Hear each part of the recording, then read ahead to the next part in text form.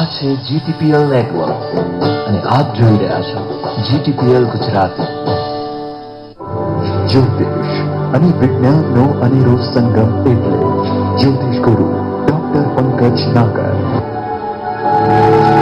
સાવધાન એવા જાતકો કે જેમનો જન્મ 15મી ફેબ્રુઆરીથી 15 માર્ચ અને 15 ઓગસ્ટથી 15 સપ્ટેમ્બર વચ્ચે થયો હોય. સાવધાન, ઈસવીસન 2024માં રહેજો.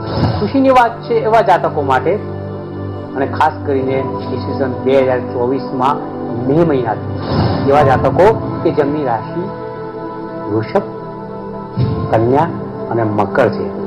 સૌથી વધુ લાભાન્વિત થશો આપ. અલબત્ત કે જે લોકોને સાવધાન કર્યા છે એમને ઉપાય પણ બતાવવો જ પડે.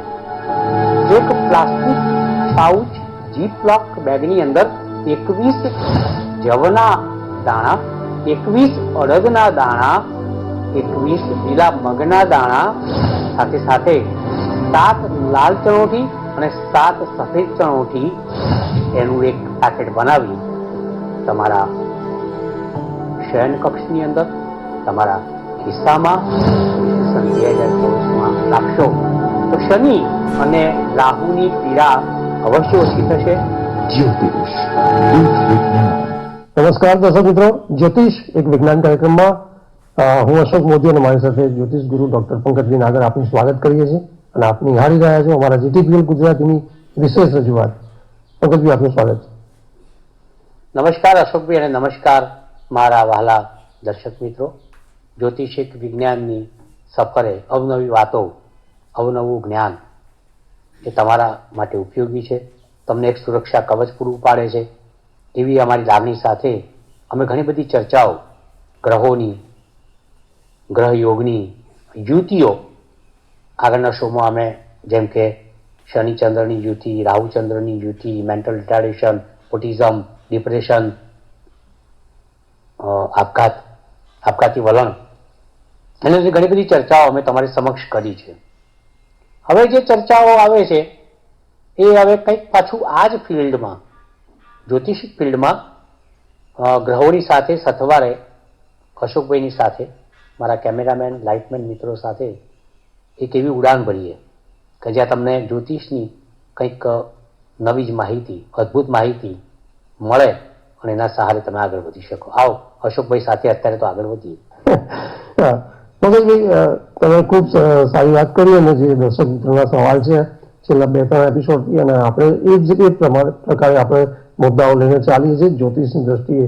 ત્યારે પંકજભાઈ, જ્યારે 2024ની એક જબરદસ્ત શરૂઆત છે અને ખૂબ જ આશાસ્પદ રીતે જાતકોએ શરૂઆત કરી છે, ત્યારે શુભ કાર્યોમાં આરંભેલા છે.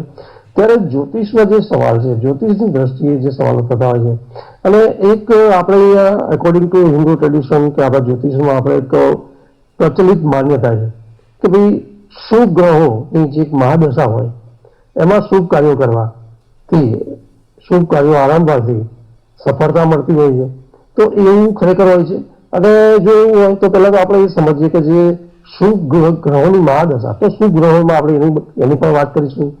તો ખરેખર શુભ ગ્રહોની મહાદશામાં શુભ કાર્યો કરવાથી એ સફળ થાય છે એ કેની વાત કરીએ, આખી પહેલી ચર્ચા કરીએ. તો સૌપ્રથમ તો અશોકભાઈ, દશા, અવદશા, મહાદશા, અંતરદશા, પ્રત્યંતર દશા, પ્રત્યંતર દશા, આ બધી વસ્તુઓ જ્યાં સુધી ચર્ચા કરવાની વાત છે ત્યાં સુધી ઇટ્સ ઓકે એન્ડ ફાઇન. હું તમને એક ઉદાહરણ આપું કે ભાઈ ગુરુની દશામાં જ શુભ કાર્ય કરવું, ધાર્મિક કાર્ય કરવું જરૂરી નથી. આનું ઉદાહરણ તમને આપું છું. બિલકુલ. હમણાં જ એક બનાવ સુંદર મજાનો, જેમ કે 22મી જાન્યુઆરી 2024 રામલલ્લાની પ્રતિષ્ઠા મૃગશીર્ષ નક્ષત્રમાં થઈ. બિલકુલ બિલકુલ. મૃગશીર્ષ નક્ષત્ર ગુરુનું નક્ષત્ર થોડું છે, મંગળનું નક્ષત્ર છે, વિજયનું નક્ષત્ર છે, ઇન્દ્ર યોગ છે એ દિવસે. તો એવું નથી જરૂર કે ભાઈ ધર્મનું કાર્ય કરો એટલે ગુરુની દશા હોય તો ધાર્મિક કાર્ય થાય, શુક્રની દશા હોય તો જ મકાન લેવાય, વાહન લેવાય. બિલકુલ બિલકુલ. બુધની દશા હોય તો અભ્યાસ કરાય, ચંદ્રની દશા હોય તો વિદેશ જવાય. આ એક વસ્તુ છે. ધારો કે ચંદ્રની દશા 10 વર્ષની હોય, રાઈટ? રાઈટ. બુધની 17 વર્ષની હોય, ગુરુની 16 વર્ષની હોય, મંગળની 7 વર્ષની હોય.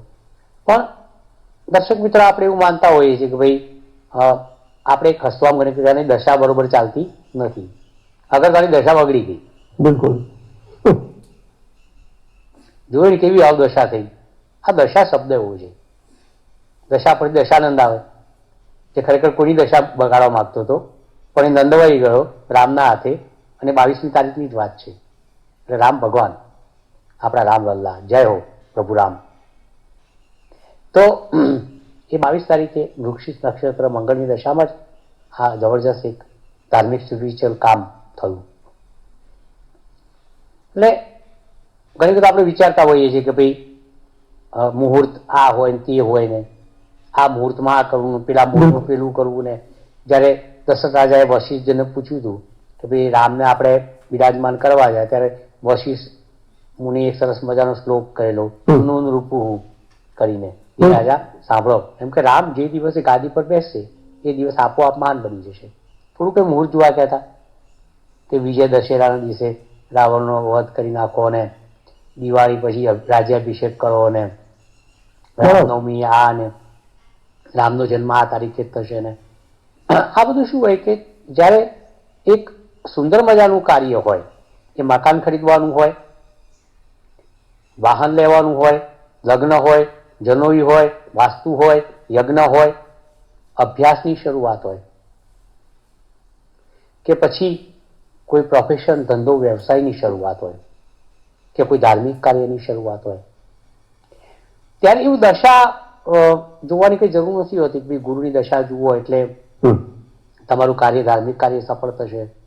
બુધની દશા જુઓ તમે પીએચડી થઈ જશો, બરોબર છે. કે તમે મંગળની દશા જુઓ તમને વિજય પ્રાપ્ત થઈ જશે. શુક્રની દશા જુઓ તમને પ્રેમ પ્રણયમાં સફળતા મળી જશે, કે મકાન લેવાઈ જશે, કે વાહન લેવાઈ જશે, કે ઓનલાઈન બિઝનેસ, ઇમ્પોર્ટ એક્સપોર્ટ ચાલુ થઈ જશે, કે સ્ત્રી મિત્રોથી લાભ થશે. દશા પોતાની જગ્યાએ છે. બહુ વર્ષોના વર્ષો સુધી ચાલતી દશા, એની અંદર પછી તમને ખબર ક્યારે પડે કે આ દિવસ જ તમારા માટે 20 વર્ષની શુક્રની દશા હોય તો 20 વર્ષ સુધી તમે મકાન જ ખરીદ કરો, તમે વાહનો જ ખરીદ કરો. સો વી હેવ ડે એટલે કહો કે તમે જે નક્કી કરો એ દિવસ છે, અને દિવસ આપોઆપ મહાન થઈ જાય છે. કારણ કે તમારે સારું કામ કરવું છે. ખરાબ કામ કરવું હોય તો હું તમને કહું છું, તમે મુહૂર્ત કાઢજો, દશા જોજો. ખરાબ કામ કરવું હોય તો, શુભ કામ માટે નહીં. મુહૂર્ત એ દશાથી કાઢેલું હોય. મુહૂર્તમાં શુક્રની દશા જોવાઈ હોય, કે ગુરુની દશા જોવાઈ હોય, કે બુધની દશા જોવાઈ, કે ચંદ્રની દશા જોવાઈ હોય. મુહૂર્તની ગણતરી બરોબર યોગ્ય રીતે થઈ હોય, પણ મુહૂર્ત ક્યારેક ઊંધું પડે. એનું સરસ મજાનું ઉદાહરણ આપું કે મુહૂર્ત માર્તંડ ભાસ્કરાચાર્ય પોતાની દીકરી લીલાવતીના લગ્નના મંડપમાં હસ્તમિલાપનું મુહૂર્ત એમણે સૂક્ષ્મ રીતે કાઢેલું, બરોબર છે. અને એમની દીકરી લીલાવતી મંડપની અંદર પ્રવેશીને પાટલે બેસી અને તરત જ વિધવા થઈ. મુહૂર્ત માર્તંડ ભાસ્કરાચાર્ય અશોકભાઈ આ મુહૂર્ત કાઢેલું. બિલકુલ. અને એના આધારે ભાસ્કરાચાર્ય અને મિત્રો એવું થયું કે ભાઈ મારા મુહૂર્તની અંદર કંઈ ખામી રહી ગઈ છે. એટલે એમણે શું કર્યું કે તલસ્પર્શી મુહૂર્ત શાસ્ત્રનો અભ્યાસ કર્યો અને લીલાવતી નામના ગ્રંથની રચના કરી, કે જે સ્વયં એના પિતા, લીલાવતીના પિતા ભાસ્કરાચાર્યએ એ ગ્રંથને લખ્યો. એટલે કહેવાનું તાત્પર્ય એવું છે કે ભાઈ લગ્ન એક સારો પ્રસંગ જ હતો. પિતા જ્યારે એનું મુહૂર્ત કાઢતા હોય છતાં પણ નિષ્ફળ જતું હોય છે. કહેવાનું તાત્પર્ય એટલું જ છે કે વશિષ્ઠ મુનિ કહે છે કે રામ જે દિવસે ગાદી પર બેસશે એ દિવસ આપોઆપ મહાન થઈ જશે.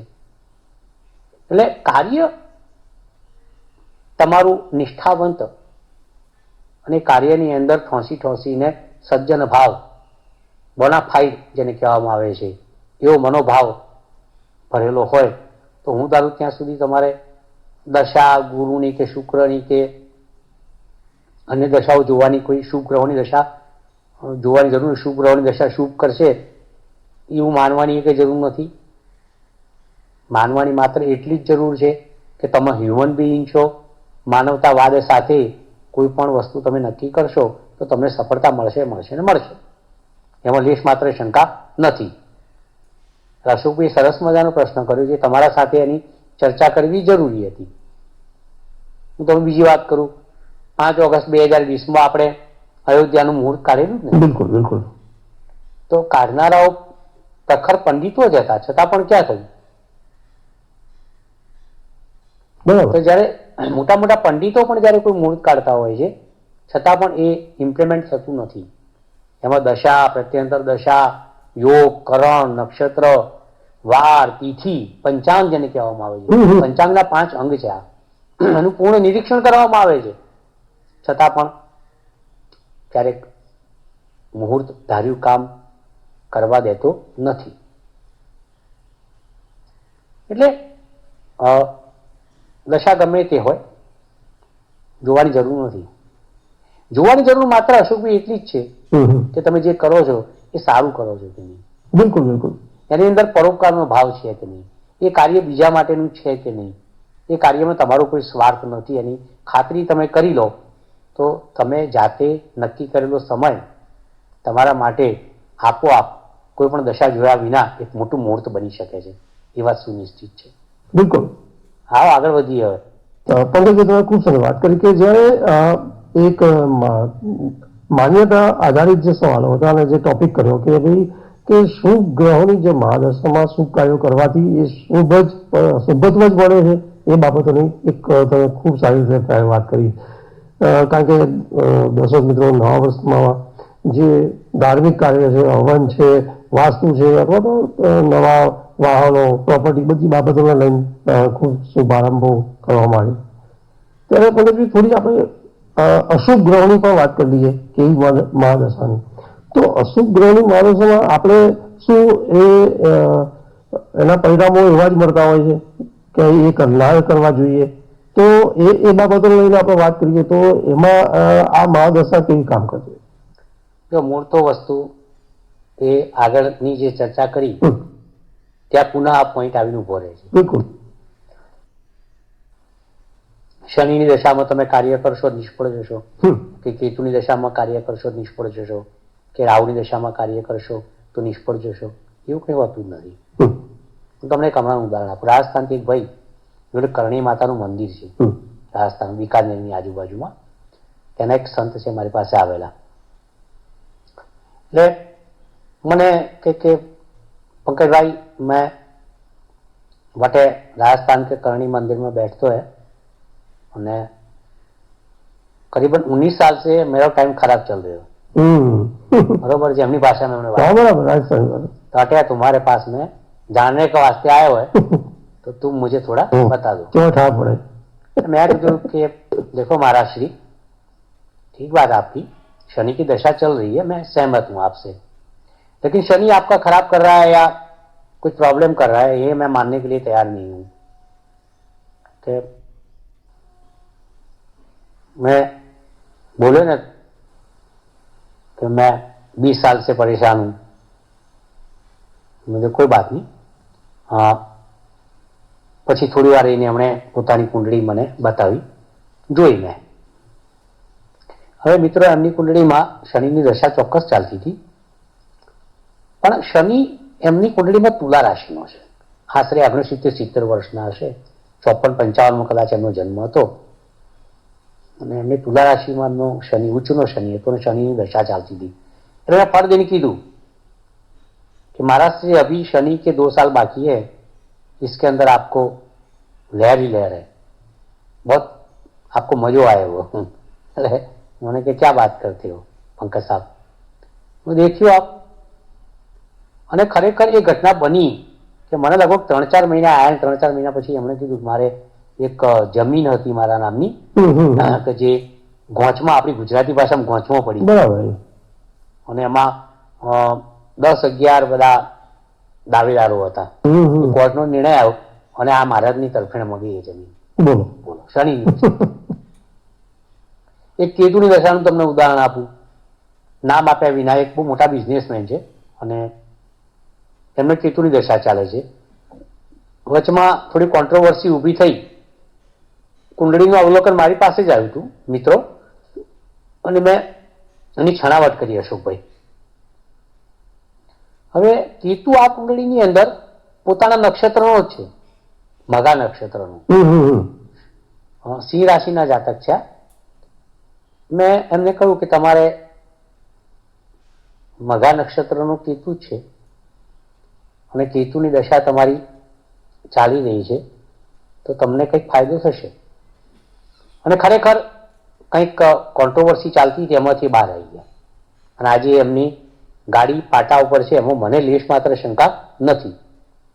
એટલે આ એક શનિનું મેં તમને ઉદાહરણ આપ્યું અને એક દર્શક મિત્રો મેં કેતુની દશાનું ઉદાહરણ આપ્યું. અવનવી દશાઓ હોય છે.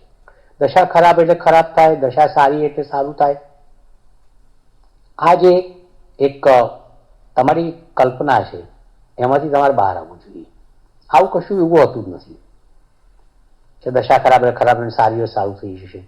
ક્યાંક ને ક્યાંક એવા પરિબળો દરેક દશાની પાછળ છુપાયેલા હોય છે કે જે તમારી દશાને વધારે સુપેરે તમારા માટે સારી બની શકે છે, તમને શ્રેષ્ઠ પરિણામો આપી શકે છે, તમારું સારું ભલું કરી શકે છે, તમને જિંદગીમાં આગળ લાવી શકે છે. એટલે જરૂરી નથી. મેં એવું પણ જોયું છે કે મેક્સિમમ લોકો શનિની દશામાં વિદેશ જતા હોય છે, સફર કરતા હોય છે. પછી મને એવું લાગ્યું કે ભાઈ શનિની દશા એટલે વાયુ પ્રધાન ગ્રહ કહેવાય ને, વાયુ તત્વનો ગ્રહ છે, અને એટલું ઉડવાની વાત આવે એટલે વાયુની જ વાત આવી ને. પવન ગતિ વાયુ વેગે પ્લેનમાં બેસીને ઉડી જાય, શનિની દશામાં આ બનતું હોય છે. જે વાયુ તત્વના ગ્રહો હોય એની દશા હોય ત્યારે વિદેશ યાત્રાઓ થતી હોય છે. અગ્નિ તત્વના ગ્રહો હોય એની દશા આવે તો એમાંથી ક્યારેક એવા બનાવો બનતા હોય જે આપણને ગમતા નથી હોતા. એટલે માત્ર કુંડળીના લેખાજોખા, સારા કાર્યો કે ખરાબ કાર્યો, એમાં ગ્રહોની નિમિત્ત બનાવવા, એની દશાઓની નિમિત્ત બનાવવી, મુહૂર્તોની નિમિત્ત બનાવવા અને કુંડળીના ગ્રહોને, દશાને, નક્ષત્રોને, રાશિને આપણે દોષિત ઠેરવવા એ જ્યોતિષશાસ્ત્રની દ્રષ્ટિએ થોડુંક મને અયોગ્ય લાગે છે.